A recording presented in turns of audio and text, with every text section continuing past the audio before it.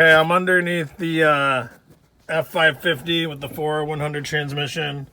I'm doing the torque converter bolts, and you can hook up a wrench to the basically the front pulley, like the crankshaft bolt, and turn it over. You can use the wrench to turn the flywheel itself, and sometimes that will turn it.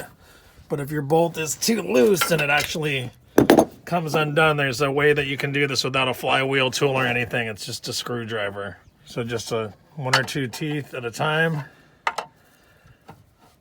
And then you don't have to go to the front of the engine to get to your next bolt. Just keep going like that.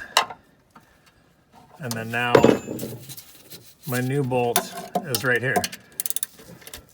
So there you go. That's my tip for the day in case you need an alternate way to move your flywheel.